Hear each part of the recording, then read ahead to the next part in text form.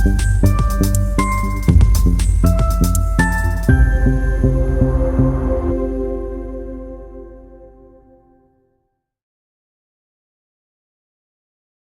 गुरु जी guys, we are back with one more podcast. अब बात करी जाए पॉडकास्ट की तो ये है पॉडकास्ट नंबर 12, जहां हम बात करने वाले हैं एक ऐसे शख्स के बारे में जिसे शायद इस टाइम आगरा का बच्चा बच्चा जानता है। लेकिन आज हम बात करेंगे उनके बचपन की, उनकी लाइफ जर्नी की। आज मैं आपसे इंट्रोड्यूस करा रही हूँ विराट राघव को, जिन्हें आप गरीब पांडा के नाम से भी जानते हैं। बट पहले आज हम विराट के बारे में बात करेंगे। Thank you so much Virat, अपना कीमती समय निकालने के लिए और आगरा कपल को ये चांस देने के लिए कि आपसे हम बात कर सके, रूबरू हो सके और आपके बारे में जान सके।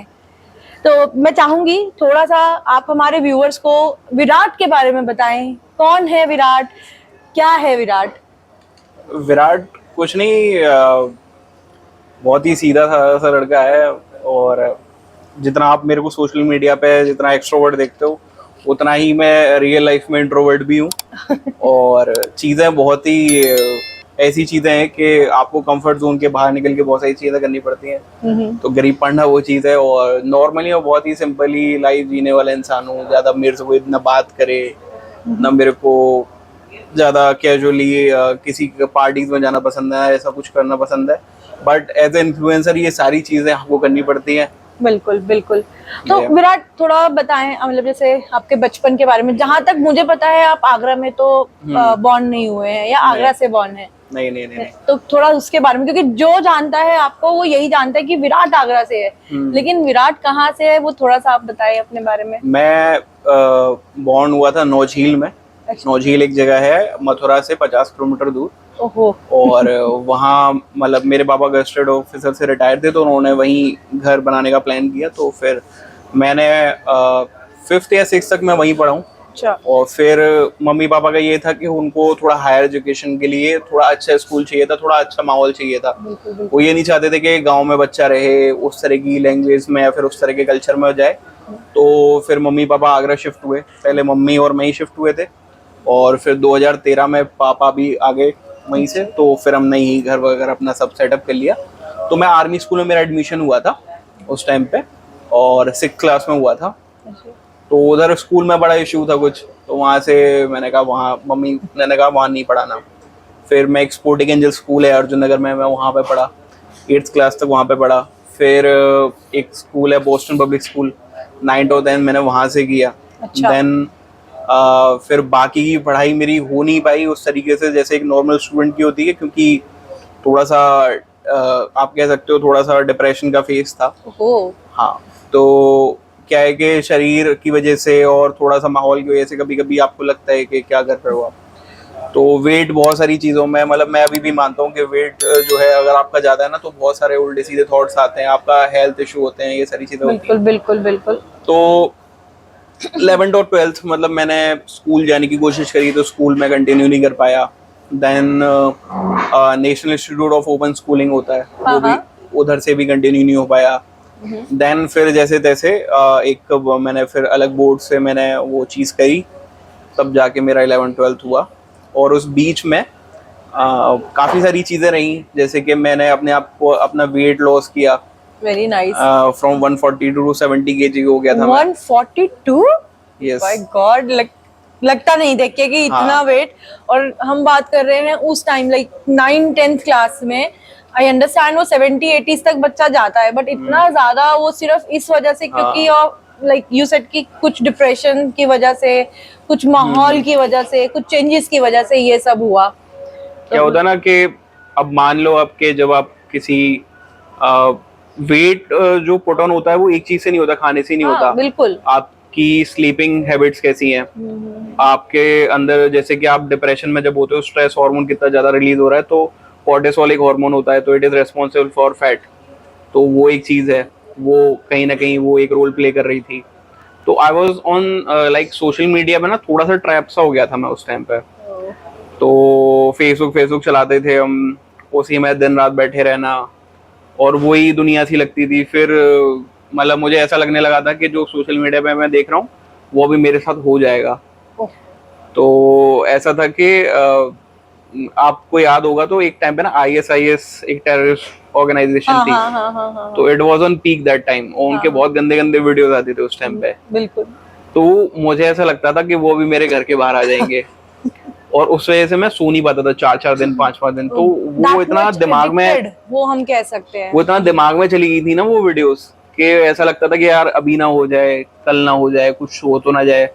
अपनी मम्मी से चिपक के सोना, मतलब इतना बड़ा बच्चा कि हाँ अच्छा खासा 15-20 साल का बच्चा है और फिर भी अपनी मम्मी से चिपक के सो रहा है। तो इस तरह की चीजें हो रही थी पर उस वो टाइम एक पे। खौफ था, मतलब एक वो चीजें देख देख के, और वो जैसे चीज हम ना आप मम्मी पापा के शेयर नहीं कर सकते हो कि हाँ, क्या मम्मी सोचेंगी कि ये वो क्या है। इतनी इस बात के लिए घबरा रहा है, ये तो टीवी में हाँ, हो रहा है, ये क्यों सोच रहा है। वही बट वो चीजें वो कहीं ना कहीं हम लोग सुनते हैं और पढ़ते भी हैं कि कभी हम किसी चीज के बारे में ज्यादा सोचते हैं तो हम इतने ज्यादा ऑब्सेस हो जाते हैं कि वो चीजें हमें ऐसा लगता है हमारे साथ हो रही हैं। बिल्कुल। और that is happened with me also, मतलब in the age of 33 it's happened with me also, कि कभी अगर मैं कुछ ऐसे पॉडकास्ट देख लेती हूँ जिसमें बहुत ज्यादा भूत और इन सब की बात, तो वो ऐसा इट्स लाइक कि मेरे साथ भी सेम हो रहा है। सॉरी टू से दैट, मैं पालीवाल पार्क नहीं जा सकती, मुझे कोई 2 करोड़ पे भी देगा मैं तब भी नहीं जाऊंगी, क्योंकि मैंने उसकी स्टोरीज इतनी ज्यादा सुन ली है। बट क्या आपके साथ भी ऐसा है कि आपको, मतलब वो एक, मैंने आपकी एक फोटो वीडियो देखी थी, आप गए हुए थे पोया घाट, जिसके लिए लोग बहुत डरते हैं, घबराते हैं, पर मैंने देखा आप तो बहुत फ्रीक्वेंटली अपने फ्रेंड्स के साथ जाते हैं। तो आपको वहाँ का ऐसा कुछ लगता है आगरा में कि पोया घाट पे कुछ ऐसा है, या कोई ऐसी वो कहते हैं ना हम लोग चीजें हैं जो फील हो सकती हैं, या नहीं सिर्फ एक हवा है, या फिर एक टाइमिंग आप जा रहे हो ठीक है बट उसके बाद नहीं जाना चाहिए, कुछ आप बताना चाहें? एक टाइम ऐसा होता है ना कि आप एक बिलीवर हो जाते हो कि ये चीजें एग्जिस्ट करती हैं और इनका कोई सोल्यूशन नहीं है। देन यू रियलाइज के if there are negative powers, so there are also positive powers in your life. बिल्कुल। और मैं तो बजरंगबली का भक्त हूँ। बिल्कुल। तो मैं तो ये मानता हूँ कि वो एक फेस ऐसा था कि लगता था कि बहुत कुछ हो जाएगा और फिर धीरे धीरे ना आप भी हील करते हो। आप एक समय पे हमको ये लगता था कि भगवान जी कुछ नहीं होते, क्या है ये, वो एक एज होती है हर किसी की लाइफ में, एक ऐसा पार्ट जरूर आता है जब वो ये सोचता है कि भगवान जी जो है ना वो उनका कोई महत्व नहीं है और ये सब, चाहे वो सोशल मीडिया से सुना हो या फिर कुछ कराओ। हाँ। और फिर उसके बाद भगवान जी आपको रियलाइज करते हैं कि मेरा कितना महत्व है तेरे लाइफ में। तो मैं पोया घाट रात के 3 बजे भी गया हूँ और अकेला गया हूँ। मतलब देयर वाज टाइम जब मैंने ना नई बाइक ली थी तो बड़ा चाहने का शौक होता था। तो ठंड के टाइम में रात के 3-3 बजे जैसे मैं बाइक से निकल जाता था, तो मैं रात के 3 बजे 4 बजे पोया घाट पे गया हूँ। मैं जो आप मानते हो ना इंडिया का सबसे हॉन्टेड प्लेस जैसे जो भानगढ़ फोर्ट, हाँ। मैं वहां पे भी गया हूँ। तो और वहां पे कुछ ऐसी एक्टिविटीज भी हुई थी जिससे मुझे लगा था कि यार वहां पे कुछ ना कुछ हॉन्टेड है। बट मुझे अब ऐसा कुछ, मैं छत पे, जैसे कि मैं तो छत पे सोता हूँ बहुत बार। तो छत पे सबको ये लगता है यार छत पे वो कुछ ना कुछ, क्योंकि अकेला सोता हूँ। तो मेरे को जैसा पहले था तो बिल्कुल भी नहीं, मतलब अपोजिट सा ही हो गया है कि अब मुझे डर ही नहीं लगता इन सब चीजों से। आपने बिलीव वैसा बना लिया अपने अंदर ना, कि अगर पॉजिटिव नेगेटिव मुझे ना बहुत बार ऐसी चीज रियलाइज हुई है कि there are some positive energy with me, तो जो मुझे हमेशा ना प्रोटेक्ट करती है। तो मुझे डर ही नहीं लगता इन सब चीजों के हुआ तो चलो देखा जाएगा। नहीं, मेरे को तो ऐसा लगता है कि अगर हुआ तो मेरे साथ हो गया तो वो एक वो मतलब वही हमारा थॉट प्रोसेस। बट एक चीज मैं आपसे यहाँ जानना चाहूंगी, यू वर लाइक सेड कि डिप्रेशन, वो भी at the time you were in 10th class. हाँ। तो मतलब उसमें कुछ ऐसा था, कुछ फैमिली इशू था, या फिर जैसे होता है ना कि हम स्कूल जा रहे हैं, बच्चे पोक कर रहे हैं, जैसे होता है अभी हम सोशल मीडिया पे हैं तो बहुत लोग पोक करते हैं, मोटा मोटी ये सब, तो वैसा कुछ था या कुछ ऐसा फैमिली में ऐसा कुछ हुआ कि आप एकदम से ये सब चीजें, स्टडीज को छोड़ के इन सब चीजों में डिप्रेशन में आ गए?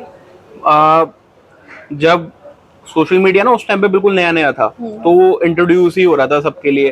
और हमारी एक एज भी ऐसी थी कि मतलब कि उस टाइम पे हमें भी ऐसी कोई नॉलेज नहीं थी कि, और इतना वो भी नहीं था कि यार कोई पोक करेगा तो हम बड़ा सीरियसली लेते थे उस चीज को। तो उस टाइम की बात है 2016 15-16 की बात है वो। तो मैं जैसा कि मैंने बोला कि ये सारी वीडियोस आती थी उस टाइम पे इंटरनेट पे। और जब आप कंटिन्यूसली एक ऐसे एनवायरनमेंट में फंस जाते हो ना, कि जैसे फेसबुक पे एक ग्रुप था तो उसमें मतलब आगरा के तो नहीं तो कुछ बाहर के लोग थे, थोड़ा सा वो ऑफेंसिव वीडियो डाल रहे हैं, है ना, फिर आप हिंदू मुस्लिम में पड़ गए, वहां पे कुछ आया, और फिर सोशल मीडिया ऐसी चीज है जैसा आपका इंटरेस्ट है वो सारी चीजें वैसे ही दिखाएगा। तो एक वो फेयर होता है ना, डर होता है कि यार ये मेरे साथ ना हो जाए, मेरे साथ ना, जैसा कि आपने भी बोला, तो वो चीज मेरे साथ हो गई। और दूसरा कि वेट इतना ज्यादा था, और देखो कोई भी हो, हर एक के माँ बाप चिंता करते हैं कि क्या हो रहा है, ऑब्वियसली, है ना। तो पहले ये कहते थे कि तेरा तो वेट भी ज्यादा है, तेरी तो आंखें की खराब है, नंबर ज्यादा है, तू पढ़ाई में भी अच्छा नहीं है। और फिर जब आप पढ़ाई में थोड़े से अच्छे नहीं होते हो, है ना, थोड़ा सा स्ट्रगलिंग फेस चल रहा होता है, तो फिर आपके रिलेटिव्स भी कुछ ना कुछ करते हैं, है ना। तो बहुत सारे फैक्टर्स होते हैं, और फिर आप जब घर में अकेले पड़े रहोगे और केवल ऐसे सिचुएशन में हो कि सोशल मीडिया ही सब कुछ है, बाहर आपकी सोशल लाइफ बची नहीं है। सोशल लाइफ इसलिए नहीं बची है कि आप बाहर जाओगे तो आपको पोक किया जाएगा। आप ये समझते हो यार मैं किसी फैमिली गैदरिंग में जाऊंगा या फिर किसी भी गैदरिंग में बाहर पब्लिक में जाऊंगा तो लोग मुझे बड़े गंदी नजर से देखेंगे, सोचेंगे मेरे बारे में, तो मैं अपने आप को थोड़ा सा ना वहीं मतलब समझ वो के रह बच्चे जाऊं। ने बहुत सब कुछ ऑब्सेस कर लिया, हाँ, खुद ही सोच लिया। exactly. तो जैसे हम एक मनगढ़ंत कहानियां बना लेते हैं, हाँ, छोटे बच्चे को बताते हैं, वो बच्चा सोचता है, आज भी कभी ऐसा होता है, डर लगता है, तो वो आज इसरे 2 वाली स्टोरी काइंड ऑफ exactly. वो स्टोरीज चल रही थी दिमाग में, और इतना सब आसपास हो रहा था। तो आप मतलब लाइक आप घर में अकेले हो या आपके सिबलिंग्स हाँ, हैं? मतलब मैं घर में अकेला हूँ, मम्मी पापा और मैं, हम आप? 3 ही लोग हैं। अच्छा अच्छा। तो कोई भाई बहन नहीं है, बट मम्मी पापा ने उस चीज की कभी कभी महसूस नहीं होने दी। वो मम्मी पापा भाई बहन सबका उन्होंने फ्रेंड सब कुछ, ये तो बहुत ईच एंड अच्छी बात, एवरीथिंग। बहुत और मैं ये अच्छी मानता बात हूँ कि अगर पेरेंट्स का सपोर्ट नहीं होता हाँ, तो मैं उस फेज से भी कभी बाहर नहीं आ नहीं आ पाता। पाते, no मतलब doubt। मेरे उस स्ट्रगलिंग फेज में, not from the career side, from my health side, और वैसे तो मम्मी पापा ने इतनी मेहनत करी है मेरे ऊपर, इतना सब कुछ झेला है कि कोई और होता तो नहीं पॉसिबल था, और आपके माँ बाप ही कर सकते हैं उस चीज वो को। तो ऑब्वियस है, मतलब जैसे आपने बोला ना कि भगवान में बिलीव, वो वहीं से होना शुरू हुआ। एग्जैक्टली। क्योंकि वो कहते हैं ना, भगवान ने पेरेंट्स बनाए ही इसीलिए हैं कि अगर मैं वहां पे फिजिकल फॉर्म में नहीं हूँ और आपके साथ आपके माता पिता हैं, दैट मीन्स मैं वहां हूँ, मेरी फिजिकल फॉर्म वहां है। उनको पूछ लो, जैसे आजकल बहुत सारे बच्चे होते हैं नहीं टाइम देते, नहीं फोन उठाना, अच्छा ठीक है क्लब जा रहे हैं, वो इम्पोर्टेंस ज्यादा है। लेकिन कुछ बच्चे ऐसे भी हैं जो माँ बाप को टाइम देते हैं प्रॉपर, जितना भी हैक्टिक शेड्यूल हो। यही मैं जानना चाहूंगी आपसे भी, क्योंकि मैं जहां तक आपको देख पा रही हूँ, मतलब विद इन 1 ईयर अगर मैं पूरा अगर आपके बारे में बात करूं, विराट के बारे में, गरीब पांडा के बारे में बात करूं, तो मैंने देखा आप बहुत ज्यादा सोशली एक्टिव रहते हो। तो कैसे आप वो टाइम निकाल पाते हो? वो कहते हैं ना family time, I am not asking me time, me time तो इट्स लाइक कि मुझे नहीं लगता वो वॉशरूम में जाके भी मिलता होगा आपको तो फैमिली टाइम कैसे निकाल पाते हो? मतलब मेरी फैमिली में ना बहुत सॉर्टेड है सब कुछ, और जब आप बढ़िया कर रहे हो, है ना, आपके पेरेंट्स खुश हैं, तो वो किसी भी चीज से बॉदर नहीं होते। जब आप बिल्कुल निठल्ले बैठे हो ना, हाँ वो तो है। तो वो हर किसी को भी नहीं अच्छा लगता। तो अभी भी फिलहाल इतना ज्यादा लोड रहता है कि काम को लेके, तो जैसे कि हमारा मम्मी पापा का फिक्स है कि सुबह उठना है तो बैठना है आराम से, मम्मी पापा और मैं बैठेंगे, और भले ही मैं रात के 10 बजे आऊँ चाहे 12 बजे आऊँ, मम्मी पापा मेरे साथ आधा घंटा बैठते हैं, पूरी समरी लेते हैं। और मैं भी पूरी समरी देता हूँ कि आज मैं कहाँ गया, क्या किया, कहाँ से क्या हो गया। जैसे कभी कोई शूट कैंसिल हो जाता है तो उसमें समझाते हैं, कोई बात नहीं बेटा, हो जाता है ये वो। और मैं सुबह 6 बजे सोता हूँ, मैं पूरा रात भर जाके एडिटिंग वगैरह करता हूँ, दिन में वैसा काम है शूट करने का, फिर रात में। तो पापा की आदत है वही सुबह 4 बजे उठने की, तो पापा चाय बना के ले आते हैं कि ले चाय पी, है ना, तो थोड़ा सा सही रहे उससे। तो मम्मी पापा इतने सपोर्टिव हैं, और कभी भी ऐसा हुआ नहीं कि मैं कितना भी थका रहा हूँ, कितना भी अपसेट आया हूँ, उनको हमेशा पूछा बेटा क्या हुआ, ये नहीं कभी भी। और कितना भी खुश आया हूँ, उनको हमेशा बैठ के, हम तीनों को बैठ के सुबह चाय, अगर जैसे जल्दी उठ जाता हूँ तो चाय हम साथ नहीं पीते हैं तीनों। That's very nice. तो पूरा समरी करनी कि क्या करना है आगे, कैसे करना है। मतलब मेरे मम्मी पापा को बहुत ज्यादा इंटरेस्ट है अब तो इन सब चीजों में, बहुत अच्छी बात है। वो खुद बताते कि तू ऐसा कर वैसा कर, तो बहुत सॉर्टेड है। मतलब एक बात हो यहाँ पर, रियल लाइफ में ज्यादा मजा है या रियल लाइफ में? रियल लाइफ में ज्यादा मजा है, बट आपकी ना प्रेफरेंस के ऊपर है। लाइक आपको ये सब चीजें पर्सनली भी बहुत पसंद है, और जब आपके लिए बहुत इनिशियल स्टेज होता है ना इन सब चीजों का, तो आपको रियल लाइफ बहुत पसंद होती है। मैं डेली पार्टीज में जा रहा हूँ, मैं डेली नए नए रेस्टोरेंट्स में, रूफटॉप में जा रहा हूँ, एक्सक्लूसिविटी है, सब लोग पहचान रहे हैं, फिर थोड़ा सा रियलाइज होता है कि यार लाइफ में शांति तो बची ही नहीं है, वाकई में, है ना। तो फिर आप शांति ढूंढते हो। No doubt. तो मुझे ऐसा लगता है कि अब थोड़ा सा सटल चीजें ही पसंद है, शांत पसंद है मुझे कि हाँ। और फिर मैं अपनी लाइफ भी वैसी ही रखता हूँ। मैं अगर आपको जितना रियल लाइफ में मैं दिखता हूँ कि आई एम गोइंग बड़े कैफे में, होटल में, पर्सनली मुझे बहुत सिंपल सा ही पसंद है कि एक चौपड़ी हो, एक खाट डली हो, खेत हो, मस्त आराम से चूल्हे की रोटी खाऊं। मुझे तो वो लाइफ पसंद है। वेरी नाइस टू नो कि मतलब आप आगरा के अंदर, मैं बोलूं अगर टॉप नॉच लिस्ट अगर तैयार हो तो उस लिस्ट में I think first second position hold कर रहे हो। उसके बावजूद you have a very simple dreams, you don't have that kind of dream कि आगरा के इस इलाके में मेरी कोठी होनी चाहिए, 4 गार्ड्स बाहर खड़े होने चाहिए, जब मैं घर से निकलूं तो मेरे आगे 2 गार्ड 2 पीछे होने चाहिए। वो वाला है ही नहीं थॉट प्रोसेस बहुत सिंपल है कि जो खाऊं जितना कमाऊं, but end of the day family, छोटा सा घर, प्यारा सा, और एकदम संतुष्टि। एग्जैक्टली मैंने पता है क्या देखा है कि अभी जितने भी नए नए इन्फ्लुएंसर आए हैं तो वो शो ऑफ बहुत करते हैं कि जो आपने अभी कहा ना कि कार्स दिखाना, गार्ड्स दिखाना, बाउंसर्स दिखाओ और पब्लिक रिएक्शन दिखाना कि देखो। मतलब मेरे से इतने सारे लोग डेली मिलते हैं, मेरा कभी मन नहीं करता कि मैं उनके सामने कैमरा खोल के कहूँ और भाई क्या हाल। मतलब वो चीज ना वहीं फेक हो जाती है मेरे हिसाब से।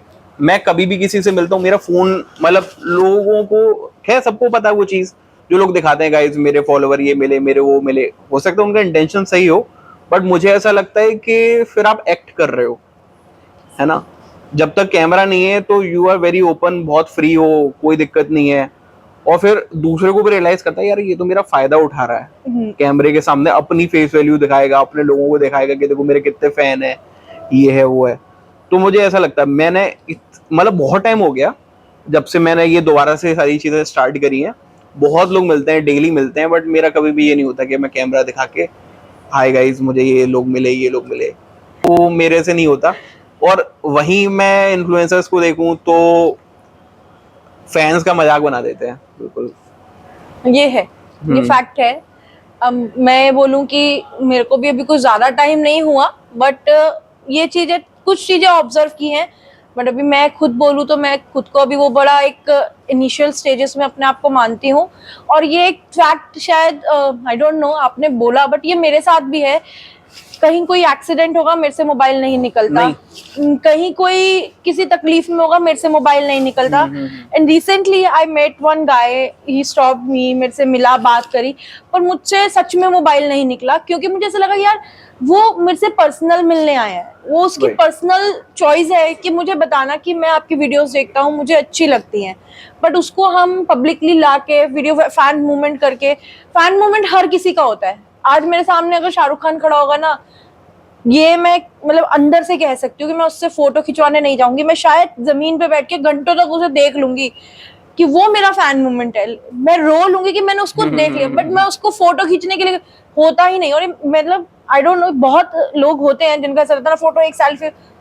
मैं पर्सनली भी बोलूँ तो मैं आपसे बहुत बार मिली हूँ। हाँ। मैं घर जाते समय सोचती हूँ यार मैंने फोटो नहीं खिंचवाई, पर मैं सोचती हूँ यार मेरे से फोन निकला क्यों नहीं। हाँ। क्योंकि मुझे ऐसा लगता है कि मैं आपसे बैठ के अगर कुछ बात कर रही हूँ, if you are telling me something ना, मुझे वो ऑब्जर्व करना है, मुझे आपसे बात करनी है। आपको फोटो खींच के उस पल के लिए कैप्चर करके एम्बैरेस नहीं करना कि यार फोटो खींच लेते हैं। वो मुझे ऐसा, ये पर्सनल व्यू है कि थोड़ा ऐसा लगता है ना कि आप किसी की फोटो खींच रहे हो, स्पेशली जब हम एक पेस पे काम कर रहे हैं, एक ही स्पेस है, आपसे 4 चीजें सीखने को मिलती हैं, आपके पास इतना मतलब लाइक अराउंड 7-8 ईयर्स से ज्यादा का एक्सपीरियंस है, और उस एक्सपीरियंस में से अगर आप थोड़ा सा, कहते हैं ना इतना बड़ा सागर, उसमें से थोड़ा सा हमें दे रहे हो, तो उस मोमेंट पे ऐसा लगता है यार फोटो खींच के उसको खराब नहीं करना चाहिए, क्योंकि वो एक पर्सनल स्पेस है जो आप अपना शेयर कर रहे हो।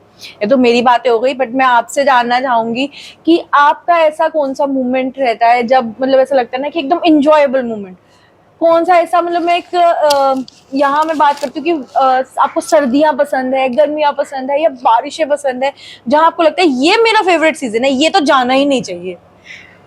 मेरा फेवरेट सीजन विंटर्स है। विंटर मतलब ठंड में पहली बात तो ना हम मोटे लोगों को पसीने बहुत आते हैं और पसीना इतना इरिटेटिंग होता है कि आप कितना भी महंगा परफ्यूम लगा लो, हाँ। कितने भी महंगे कपड़े पहन लो, वो एट दी एंड 2 घंटे बाद इतने खराब हो जाते हैं। बिल्कुल, और फिर जो बाहर का है धूल मट्टी और ये सारा सब कुछ, स्किन डल हो जाना, टैन हो जाते हैं, बहुत सारी चीजें होती हैं। और दूसरा वैसे भी ठंड का जो मौसम है ना, वो मुझे इसलिए भी बहुत पसंद है कि चीजों के लिए थोड़ा सा तसल्ली से टाइम मिलता है।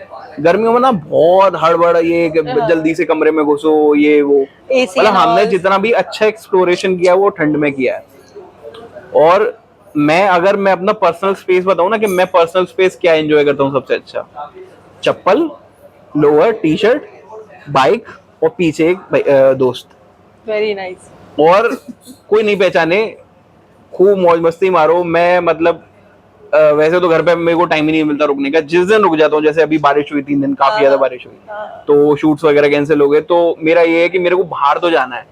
शाम को निकलता हूँ, एक भैया को फोन करता हूँ, आ जाओ, बातें करते हैं और खूब डोलेंगे फिरेंगे। मतलब 10 रुपए की चाय पीने के लिए पता नहीं कहाँ दूर दूर तक चले जाएंगे और 2-3 घंटे का पूरा स्पेस लेते हैं, अच्छी बातें करते हैं, फोन निकलता नहीं जेब में से। मतलब इट्स लाइक कि मेरे को ना फोन नहीं पसंद। मैं अगर वैसे भी ट्रैवलिंग कर रहा होता हूँ ना, तो लोग ये सोचते हैं स्टोरी इतनी कम क्यों आ रही है। मेरे को अपडेट करना नहीं है, मेरे को वो मोमेंट एंजॉय करना अच्छा लगता है। मतलब ये सारी चीजें जो है ना, वो एक इन्फ्लुएंसर वाली चीजें नहीं है मेरे अंदर। इसीलिए आप लोगों ने आइडिया दे दिया है, लोगों ने आइडिया ये दे दिया है कि इफ यू आर इन्फ्लुएंसर तो आपको हर चीज का अपडेटेड स्टोरी होनी चाहिए। हाँ। आपको फैन वाला, आप ये रहो वो रहो। बट वो चीज है ना कि मेरे अंदर वैसे वो चीजें नहीं है। अगर आप पर्सनल में जाओगे, तो मैं अपनी पर्सनल आईडी की बात करूं तो मैं साल में एक फोटो डालता था वहां पे, है ना। तो मैं कभी यूज ही नहीं करता था। इंस्टाग्राम मैंने पेज बनाने से पहले भी कभी कोई खास यूज नहीं किया। फेसबुक वगैरह थोड़ा बहुत चला लिया तो चला लिया, स्नैपचैट पे नहीं था मैं। और मैं तो अपने में ही रहता था कि यार मेरे को अपना बस मूवीज वगैरह थोड़ा बहुत देख लो। तो मैं अभी भी मूवीज वगैरह नहीं देख पाता हूँ, ये वो। तो मेरे को ना बड़ी शांत सी लाइफ, आराम से बाइक हो, बाइक मुझे बड़ी पसंद है, तो बाइक होनी चाहिए, ठंड होनी चाहिए, आराम से हाथों में ठंड लग रही हो और बाइक चलती रहे, खाना पीना, चाय का कुल्हड़ हाथ में हो। चाय तो फिर चाहिए ही चाहिए, मतलब एट द एंड चाय तो होनी चाहिए। तो मतलब जैसे आपने मुझे थोड़ा अपने बारे में बताया कि 9th तक बहुत अच्छा चल रहा था, देन 10th हो गया, फिर 11th 12th आपने ओपन से किया, तो ये एकदम ट्विस्ट कहाँ से आया बी फार्मेसी वाला? ये लोगों को मेरे हिसाब से बहुत कम लोगों को पता होगा। हाँ, तो क्या हुआ कि जब स्ट्रगल चल रहा था 9th-10th में, तो चलो ठीक है, हो गया। उसके बाद मैंने वेट अपना लूज किया, सारा सब कुछ। तो जब आप वेट लूज कर दो तो मतलब थोड़ा सा कॉन्फिडेंस भी आता है उस चीज को करने का। तो फिर मम्मी पापा ने काफी मेहनत करी, तो फिर मैं फाइनली 12th में पास हुआ and with very good numbers. I think I had around 93% in 12th। तो बायोलॉजी, देखो मैथ तो मुझे पसंद नहीं थी शुरुआत से, बायोलॉजी मेरे को अच्छा वो था उसमें, तो डिस्टिंक्शन थी उसमें हर एक में। तो हम रिजल्ट देख रहे थे ऐसे, मम्मी पापा भी साइड में ही खड़े थे, तो और बगल में ही न्यूज़पेपर था, वहां पे आरबीएस का एड था। तो उससे पहले मम्मी ये चाहती थी कि मैं एग्रीकल्चर में जाऊँ, बीएससी एग्रीकल्चर। तो फिर नाना जी ने सजेशन दिया कि वो बेचारा शहर में रहने वाला, उसको क्या खेत वेत की नॉलेज, ये सारा सब कुछ क्यों करवा रही है वो। तो मम्मी ने वो प्लान ड्रॉप कर दिया, चलो छोड़ो। फिर उससे पहले मैंने वेटनरी का एग्जाम भी दिया था, वेटनरी डॉक्टर, क्योंकि मेरे घर में सब डॉक्टर्स हैं। अच्छा। पापा डॉक्टर और बाबा मेरे गस्टर्ड ऑफिसर से रिटायर, और मेरे ताऊ जी भी वेटनरी डॉक्टर हैं सरकारी, और सब मतलब मोस्टली सब डॉक्टर हैं। नाना जी भी मेरे वेटनरी डॉक्टर से रिटायर्ड हैं। तो उन्होंने फिर वेटनरी वाला भी है कि वो कहाँ भैंसों में उनमें वो होगा, तो वो तो हमने प्लान ड्रॉप करे। अब नीट का ऐसा देखो, मैं ना मतलब पढ़ाई में वैसे मैं बहुत अच्छा था, बट वो वाली बात है कि इंटरेस्ट होना चाहिए उस चीज में। बस बिल्कुल मैथ में था नहीं, मेरे को मैथ में कभी आया ही नहीं, तो बायोलॉजी में था। तो फिर मम्मी पापा ने कहा कि चल ठीक है, तू बी फार्म कर, मेडिकल वगैरह खुलेगा, आराम से अपन वो करेंगे, और फिर तेरा इंटरेस्ट है, तेरी पढ़ाई वगैरह जो भी है वो देखते हैं।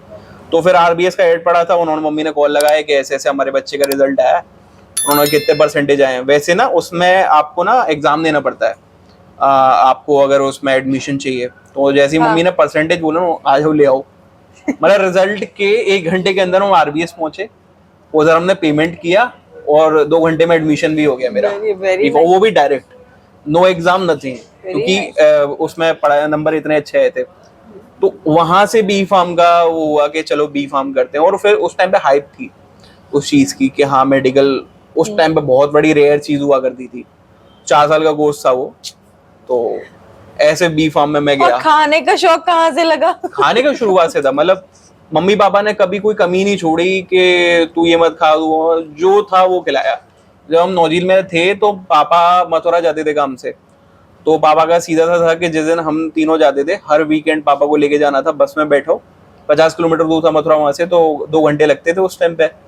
तो होली गेट पे उमा पहलवान की कचौड़ी खाओ सबसे पहले सुबह, फिर सामने ही ब्रिजवासी था, वहां पे बादाम मिल्क पियो, ढोकला खाओ, और इसी तरीके से मतलब। और फिर पापा को भी शौक था, हम सबको शौक था खाने पीने का, चाट हो गई, ये हो गया, शुरुआत से ही बहुत खिलाया है मुझे तो खाने का। तो और फिर जब घर में माहौल ऐसा होता है कि सब खाने के बड़े शौकीन है, तो फिर मतलब ये चीज ना मैंने कभी बोली नहीं।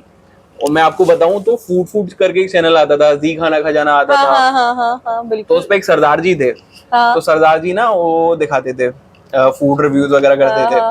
तो मम्मी से मैं ये कहता था कि यार मम्मी ऐसी जॉब होनी चाहिए कि खाने भी खाओ, सेम और पैसे भी मिले, और ऐसी वो होनी चाहिए। सेम और ये बात मैंने बहुत पहले बोली थी, अब मुझे रियलाइज होता है कि कर तो मैं वही रहा हूँ। सेम, मतलब वो ना, पता है वो देख के ऐसा लगता था, वो डीडी नेशनल वगैरह पे आते थे वो खाना टेस्ट करते हुए, बहुत सारे और फिर उसके बाद जैसे बहुत सारे कुकरी शोज आना। तो वो इट्स लाइक कि मेरे को ऐसा लगता था कि अच्छा, मेरे साथ घर में शुरू से ऐसा रहा है, खाने को लेके मैं बहुत ऑब्सेस रही हूँ। तो मेरी दीदी कुकिंग की क्लासेस लेती थी, और वो जब कुछ बनाती थी ना, तो शी वाज लाइक कि तू चेक कर। तो फिर ऐसा होता था, मेरा बड़े, पता नहीं, मैंने कभी कोई टीवी में नहीं देखा, तो आई वाज लाइक स्पून डुबोना, बाहर निकालना, स्मेल करना, टेस्ट करना, अच्छा थोड़ा सा नमक कम है। तो वो मुझे बोलती थी कि ना, ये कहाँ से सीखा, मतलब ये सब चीजें कैसे तुम है तो है। और वो चीजें होती थी, और वो चीजें ठीक भी होती थी। अब वही जो मेरी सबसे बड़ी दीदी है, मतलब मैं ताऊ जी की बेटी, तो शी वाज लाइक कि यार वाकई में वो जो तब करते थे, अब तो तुम बिल्कुल एकदम प्रोफेशनल तरीके से। मैंने कहा अब तो हम बिल्कुल एकदम चेक करके फिर ही बताते हैं कुछ अच्छा है या नहीं है। तो वो ऐसा लगता है कि वो हम जो खाने वाले प्रेमी है ना, वो बॉर्न टू ईट हुए हैं। मैंने बचपन से ना वो स्पाइसेस, वो ग्रेवीज इतनी ज्यादा देखी है कि आजकल के फूड ब्लॉगर्स को कुछ पता ही नहीं होता। मतलब कसूरी मेथी होती है, कस्तूरी मेथी बोलते डोलते हैं उसको, और लिटरली अगर मैं आज भी बोलूँ सिनेमन किसे कहते हैं तो किसी को नहीं पता होगा, मोस्टली किसी को नहीं पता होगा सिनेमन होता क्या है ना। क्यूमिन, चलो क्यूमिन तो थोड़ा सा अब रेलेवेंट हो गया है, तो उस टाइम पे हिंदी इंग्लिश को इतना ज्यादा ज्ञान हो गया था स्पाइसेस का। और फिर जब आप रेसिपीज देख रहे हो इतनी सारी, तो आपको इतना पता हो, तो वो चीज ना मेरे बहुत काम आई अभी, कि अभी भी अगर आप मेरे को कुछ चीज टेस्ट करो तो मैं ये बता सकता हूँ इसमें है और क्या नहीं है। इतना कुकिंग का शौक नहीं है मुझे, बट देख के इतना सीखा है, और फिर किचन वगैरह में इतना सीखा है कि इतना है कि हाँ मैं आराम से बता दूंगा कि यार इसमें ये मम्मी ही कुकिंग करती है, पापा को भी शौक है? पापा, मतलब पापा का ये, पापा बनाते थे तो फिर उस टाइम पे पराठा और ऑमलेट, तो पापा बड़ा बढ़िया बनाते थे। तो पापा को भी वैसे शौक है, जैसे कि मम्मी कभी चली जाती हैं तो पापा सब्जी बनाते हैं बड़ी बढ़िया, तो पापा के हाथ का खाना भी बड़ा अच्छा होता है।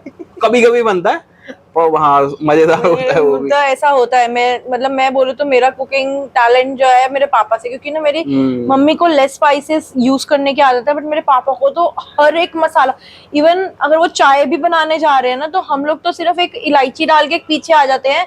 ही वॉज लाइक कि लौंग भी होना चाहिए, नमक भी होना चाहिए, अच्छा थोड़ी दालचीनी भी होनी चाहिए।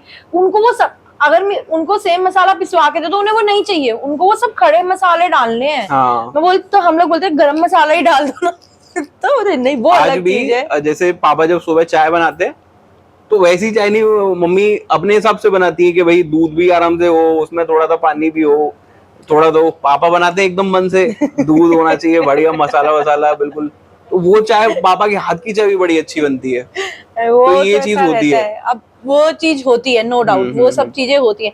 अच्छा, मैं आपसे जानना चाहूंगी कि देखिए बहुत सुंदर नाम है आपका, विराट राघव। इस नाम को छोड़ के गरीब पांडा, मतलब पांडा इट्स काइंड की, ठीक है, मैं भी जब ऑफिस जाती थी तो देवर लाइक कि फूड पांडा, जब से हमने वो वेब सीरीज देखी थी फूड पांडा, तो हमने अपना नाम ही रख लिया था Foodpanda, we are food pandas. तो वहां से आपने ये पांडा, चलो ठीक है, हम कह सकते हैं, मैं भी उसी कैटेगरी में हूँ, बट गरीब वर्ड क्यों यूज किया गया?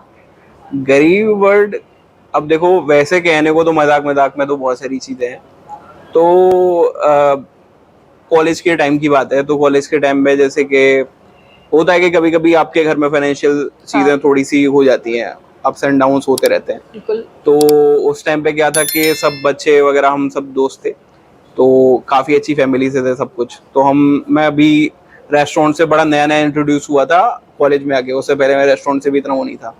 तो हम बीकानेर वाला वगैरह में जाते थे, वीकेंड पे जाते थे हमेशा। तो वही है कि भाई थोड़ा महंगा है तो कोई 200 देगा, कोई 300 देगा, कोई 500 देगा।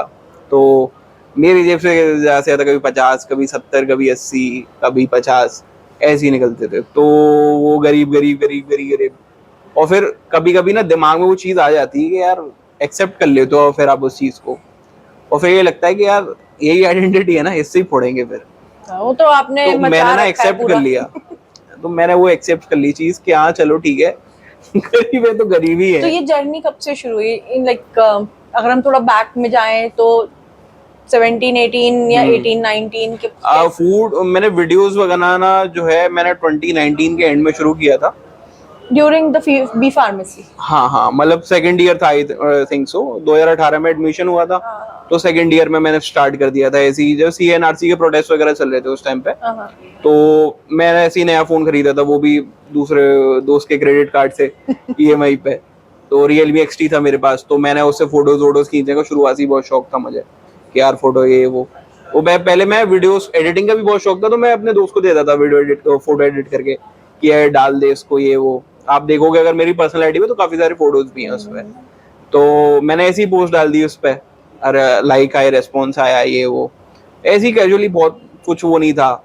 तभी मैंने स्टार्ट किया था। फिर पहले उस टाइम में मैंने फूड पांडा ही रखा था, तो फूड पांडा में मैं कहा यार फूड पांडा और फिर आगरा ये सब मुझे मतलब थोड़ा सा ऐसा लग रहा था बहुत नॉर्मल है, बहुत ज्यादा नॉर्मल है, तो कुछ तो यूनिक होना चाहिए। तो मैंने कहा गरीब पांडा रख लो, कोई दिक्कत नहीं।